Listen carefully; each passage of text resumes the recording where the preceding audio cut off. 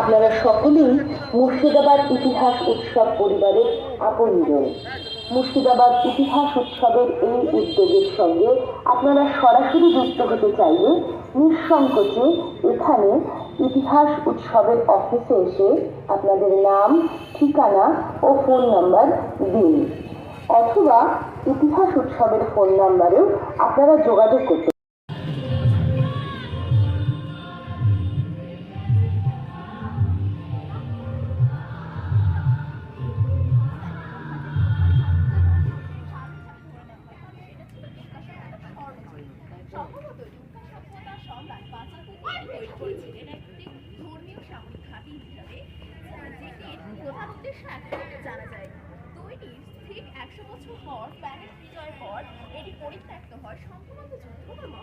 তোমার মডেল বলো। নমস্কার, আমরা রাজধান দশমাল সারদা বিদ্যা মন্দির থেকে উপস্থাপন করতে চলেছি জোরে বলো। কাটরা মসজিদ। কাটরা মসজিদ পশ্চিমবঙ্গ তথা মুর্শিদাবাদের ইতিহাসের অন্যতম একটি নিদর্শন বা এগুলি একটি অন্যতম একটি স্থাপত্য। শোভা বাংলার সর্বপ্রথম নবাব মুর্শিদ কুলি খান কাটরা মসজিদ নির্মাণ করেছিলেন। কাটরা কথার অর্থ গঞ্জ বা বাজার। সেই সময়ে কাটরা মসজিদকে কেন্দ্র করে এর আশেপাশে বাজার গড়ে উঠেছিল, সেই জন্য এর এরূপ নামকরণ করা হয়েছে। কাটরা মসজিদ ইতিহাসে রয়েছে এক অন্য ঘটনা। মুর্শিদ কুলি খান তার অন্তিম সময় চেয়েছিলেন যে তার মৃত্যুর সময় একটি নিজের জন্য মসজিদ তৈরি করা হোক, সেই জন্য তিনি 1 বছরের মধ্যেই একটি মসজিদ নির্মাণ করতে চেয়েছিলেন। এই মসজিদটি বিখ্যাত হাজারদুয়ারি প্রাসাদ থেকে পূর্ব দিকে 3 কিমি দূরে অবস্থিত। এই মসজিদটি প্রথম দিকে 5টি গম্বুজ বিশিষ্ট ছিল, কিন্তু 1789 খ্রিস্টাব্দের ভূমিকম্পের জন্য এই মসজিদটি 5টি গম্বুজের মধ্যে বর্তমানে 2টি গম্বুজ অবস্থিত। আর প্রথম দিকে মসজিদটিতে চত্বরে 4টি মিনার।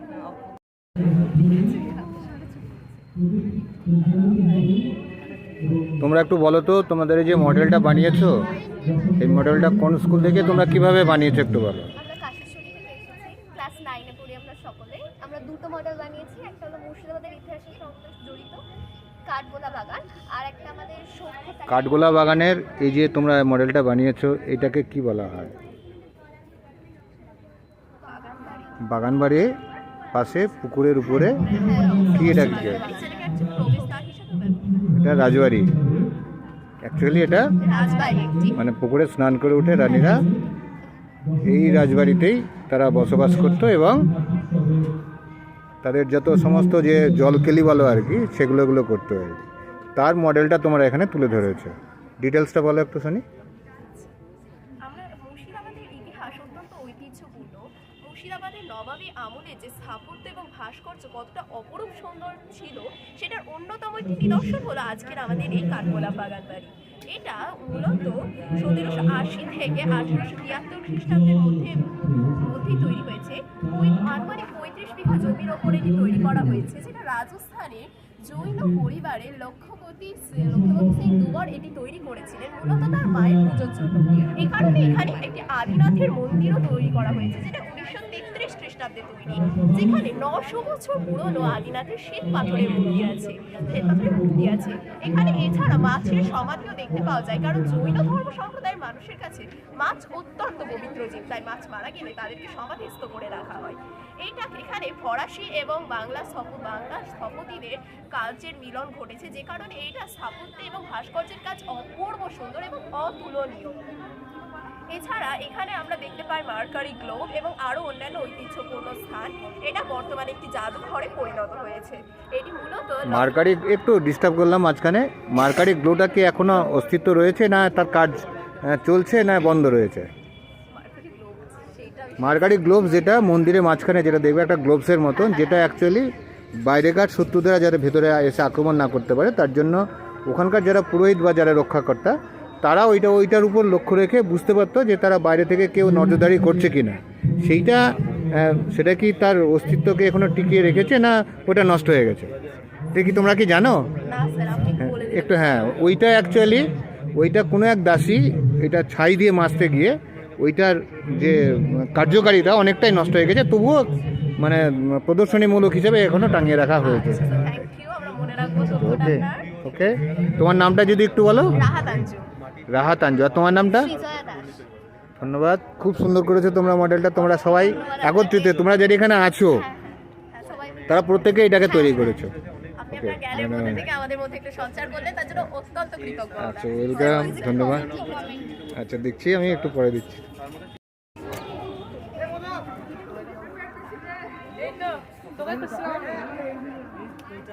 আচ্ছা, এখানে সিঙ্গি হাই স্কুলের স্টুডেন্টরা দাঁড়িয়ে আছে, তাদের কাছ থেকে আমরা জানবো কিভাবে এই ফৌতি মসজিদটা তারা তৈরি করেছে এই মডেলটা। আপনারা নিশ্চয় মডেলটা দেখতে পাচ্ছেন, আপনারা এখানে এত সুন্দরভাবে বানিয়েছে, তার মানে বর্তমান যে লুক সেই লুকটা অনেকটাই তুলে ধরার চেষ্টা করেছে এরা। আপনাদের একটু এদের কাছ থেকেই শুনতে চাইছি, তোমরা এটা কি মডেল বানিয়েছো, কিসের মডেল? ফৌতি মসজিদ। মসজিদটা সম্পর্কে কতটুকু তোমাদের জানা আছে যদি একটু বলো। মুর্শিদাবাদের ফৌতি মসজিদ নবাব সরফরাজ খান কর্তৃক 1740 খ্রিস্টাব্দে নির্মিত একটি অসমাপ্ত ঐতিহাসিক মসজিদ, যা উমারপুর অঞ্চলের হাজারদুয়ারি প্রাসাদের প্রায় 1 কিলোমিটার পূর্বে লালগোলা শিয়ালদাহ রেল লাইনের পাশে অবস্থিত। এই মসজিদটির আয়তন লম্বায় 135 ফুট, চওড়ায় 38 ফুট এবং উচ্চতায় 48 ফুট। মসজিদটি নবাব সরফরাজ খান 1740 খ্রিস্টাব্দে তৈরি করতে শুরু করেছিলেন, কিন্তু তিনি সিরিয়ার যুদ্ধে আলী ব্রিটিশ খানের কাছে ফিরে যান এবং মারা যান। তার ফলে তিনি সম্পূর্ণভাবে এই মসজিদটি তৈরি করতে পারেন। এই মসজিদটি গড়ন কাঠামো কারজা মসজিদের মতো, লাল ইটের তৈরি 5টি গম্বুজ এবং 4টি মিনার, যার মধ্যে 2টি গম্বুজ সম্পূর্ণভাবে তৈরি এবং বাকিগুলি অসম্পূর্ণ। এই মসজিদটি অসম্পূর্ণ থেকে যাওয়ার কারণে এই মসজিদটিকে ফুটি বা ফৌতি মসজিদ বলা হয়। ফুটি কথার অর্থ অসম্পূর্ণ বা ভগ্ন। এই মসজিদ কি তুমি একা মানে মডেলটা কি একা করেছো কি অন্য কারো সহযোগিতা? 4জন মিলে তৈরি করেছি। হ্যাঁ, আমরা 4জন মিলে তৈরি করেছি। তাহলে বন্ধুদের একটু নামগুলো যদি বলো। আবিদ রহমান, ধীরাজ মণ্ডল, রক্তিম বিশ্বাস, অঙ্কুশ মণ্ডল। আচ্ছা, ওকে, খুব সুন্দর। তোমরা আরও কিছু ডিটেলস এর সঙ্গে সংযোজন করতে পারলে আর একটু ভালো হতো। ফৌতি মসজিদের বর্তমান পরিস্থিতিটা কেমন হয়ে দাঁড়িয়ে আছে এটা যদি একটু বলতে আর কি খুব ভালো হতো। আর কি পরিস্থিতিতে দাঁড়িয়ে আছে। ওকে, দর্শক দেখতে পাচ্ছেন এখানে প্রত্যেকটি স্কুলের স্টুডেন্টরা এখানে বিভিন্ন তাদের ঐকান্তিক চেষ্টায় বিভিন্ন রকমের মডেল এখানে তুলে ধরেছে। এখানে আরেকটি স্কুলের একটি মডেল এখানে উপস্থাপনা করা হয়েছে প্রদর্শনীতে। আমরা জানতে চাইবো এদের কাছে, এইটা কে দেখভাল করছে? তুমি আছো এখানে? আমি এটাতে আছি আর বাকিরা ওখানে প্রোগ্রামে। আচ্ছা, তুমি এটাকে ইন্ট্রোডিউস করাচ্ছ সবাইকে? দিতে পারবো না, একটা পারবো। আচ্ছা, একটা পারবে তুমি।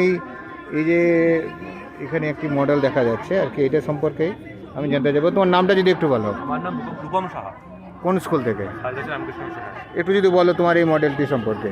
এই মডেলটা হচ্ছে আসামের চড়াইদেও ময়দান। এটি বর্তমানে ভারতের আসাম রাজ্যে চড়াইদেও জেলায় অবস্থিত।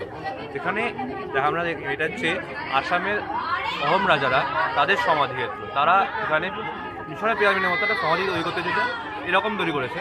যেখানে প্রথমে তাদেরকে মারা গেলে প্রথমে সমাধি দেওয়া হতো, তার সঙ্গে তার দৈনন্দিন জিনিসপত্র যারা ছিল সেগুলো দেওয়া হতো, তার সঙ্গে তার মানে প্রিয় পোষ্য বা প্রিয় কোনো সেবিকা থাকলে তাদেরকেও জীবন্ত সমাধি দেওয়া হতো। কিন্তু পরে সেটিকে বন্ধ করা হয়, এই কালচারটা যে জীবন্তভাবে সমাধি দেওয়া হবে না।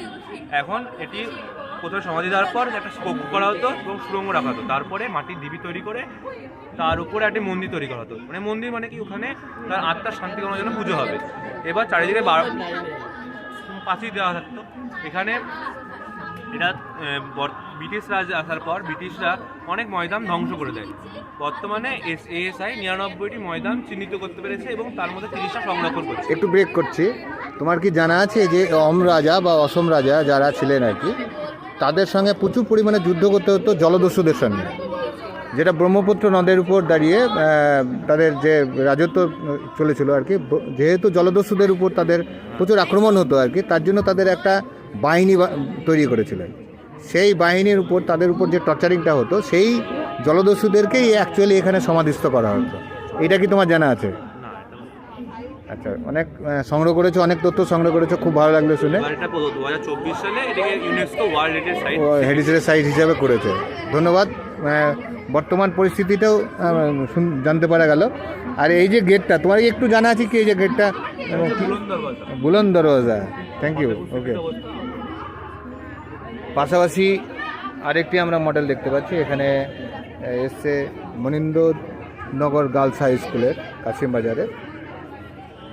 মেয়েরা আছে এখানে, স্টুডেন্টরা, তাদের কাছে জানতে চাইবো একটু তোমার যদি নাম বলো। আমার নাম রিনি দেবনাথ, আমি বর্ণনগর। একটু জোরে বললে ভালো হয়। আচ্ছা, কিভাবে বানিয়েছো এটা আগে বলো।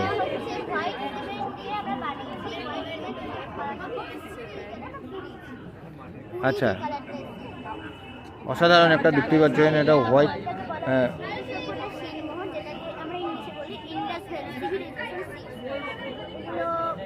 থেকে 1500 বছর যেগুলো পাওয়া গেছে আনুমানিক করা যায়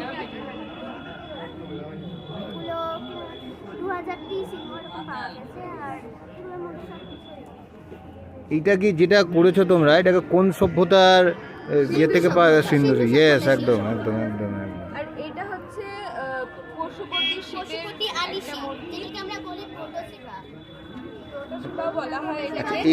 এই চিত্রগুলো মানে নির্দিষ্ট করে কোথায় পাওয়া গিয়েছে একটু বলতে পারবে? মহেঞ্জোদারো, হরপ্পা মহেঞ্জোদারোর অ্যাকচুয়ালি এগুলো গুহাচিত্র। এমনিতেও এইগুলোর পেছনে কয়েকটা ছিদ্র পাওয়া গেছে, তার থেকে আমরা জানতে পারি যে এর ব্যবহার হতো কবচ বা কোনো তাবিজের ব্যবহার করা হতো। এমনিতেও কোনো ব্যবসা বাণিজ্যে, আগেকার দিনের ব্যবসা বাণিজ্যেও এটা ব্যবহার করা হতো। আচ্ছা, এই চিত্রগুলো কে আবিষ্কার করেছিল একটু বলতে পারবে? এই চিত্রগুলো প্রথম কে?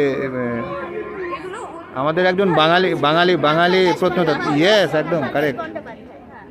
জন মার্শালও তার সঙ্গে সহযোগিতা ছিল জন মার্শালের সঙ্গে রাখাল দাস বন্দ্যোপাধ্যায় একসাথে ছিলেন সেই সময়। আর এর মধ্যে থ্যাংক যে ইউ। ভাষাগুলি আছে সেগুলো ভাষা আমাদের ঐতিহাসিক আমরা পাঠ্য করা যায়নি, আর অন্তত চেষ্টা চলছে এই যে লেখার যে স্টাইলটাকে কি বলা হয় জানো? ঐতিহাসিক খরচ। অ্যাকচুয়ালি খড়ম চিত্র, অনেকটা বলা হয় কিলোকাকৃতি। হ্যাঁ, থ্যাংক ইউ। অনেকটাই জানতে পারলাম তোমাদের কাছ থেকে। ইয়েস, আমরা যেমন বাড়িতে ডান দিকে, কিন্তু এটা ডান দিক থেকে বাঁ দিকে আলাদা করে লেখা হতো। আচ্ছা, ওকে, ওয়েলকাম। এটা একটি খুবই পরিচিত মডেল আপনাদের সামনে দেখানো যাচ্ছে। এখানে অনেকেই হয়তো গিয়ে থাকবেন যারা কাশিম বাজারে গিয়েছেন। যারা নিয়ে এসেছে মডেলটা তাদের কাছ থেকে আমরা সরাসরি একটু জানবো। তোমরা আছো, তোমরা যদি একটু বলো তোমাদের এই মডেলটি সম্পর্কে। নমস্কার, আমি শ্রী ভগবানগোলা বালিকা বিদ্যালয়ের পক্ষ থেকে আমি দীপিকা। আপনাদের সামনে যে মডেলটি দেখতে পাচ্ছেন, এটি হলো মুর্শিদাবাদ জেলার কাশিমবাজারে অবস্থিত দাস বা ওলন্দাজদের সমাধিক্ষেত্র।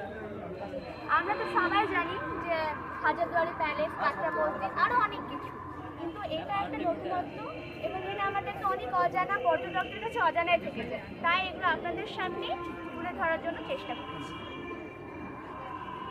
আরেকটু এই যে এই সমাধিটা হচ্ছে সম্রাট। সাপোজ ধরো এই স্থানটা কেউ দেখতে চায় আর কি, তাদেরকে যদি তুমি তোমার গাইডলাইনটা চায় আর কি, কীভাবে তারা এই পজিশনে আসতে পারবে একটু জানাতে পারবে? কাশিমবাজারের ছোট রাজবাড়ি থেকে কিছুটা দূর গিয়ে রেল লাইনের ধারে গড়ে উঠেছে এই দাস বা ওলন্দাজদের সমাধিক্ষেত্র। আর এই সমাধিটি, যেটা সাদা রঙের 7 মিটার উচ্চতা বিশিষ্ট এই সমাধিটি হচ্ছে ডেমন ক্যান্টার ফিশার। তিনি 1778 খ্রিস্টাব্দে সমাধিস্থ হয়েছিলেন।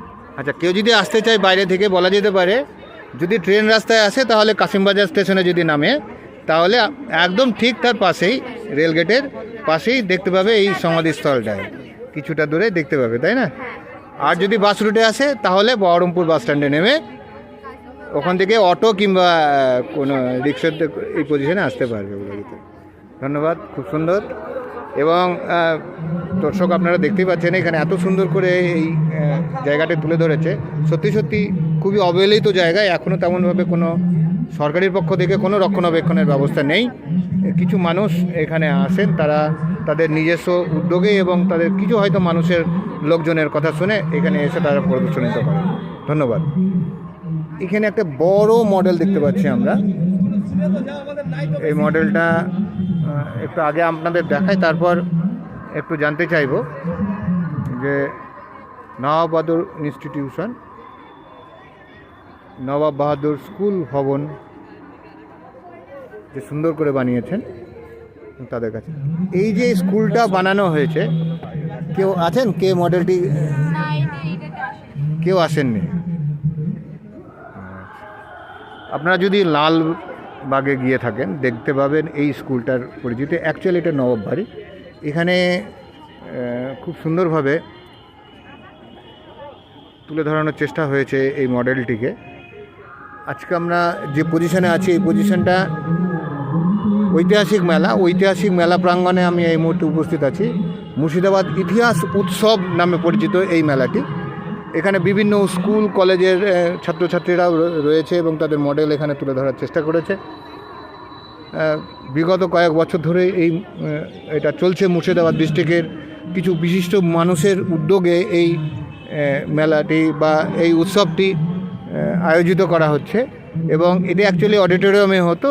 বর্তমান 2 বছর থেকে এখানে এই ময়দানে, এফিসি ময়দানে এর কার্যকারিতা শুরু হয়েছে এবং মানুষের কাছে, সাধারণ মানুষের কাছে মুর্শিদাবাদ ডিস্ট্রিক্টের যে ঐতিহাসিক গুরুত্ব, সেই ঐতিহাসিক গুরুত্ব তুলে ধরবার জন্যই অ্যাকচুয়ালি এই প্রচেষ্টা। দেখা যাক ইনারা কতটা সফল হতে পারেন। ধন্যবাদ। সুস্থ থাকবেন, ভালো থাকবেন এবং অবশ্যই সাবধানে থাকবেন।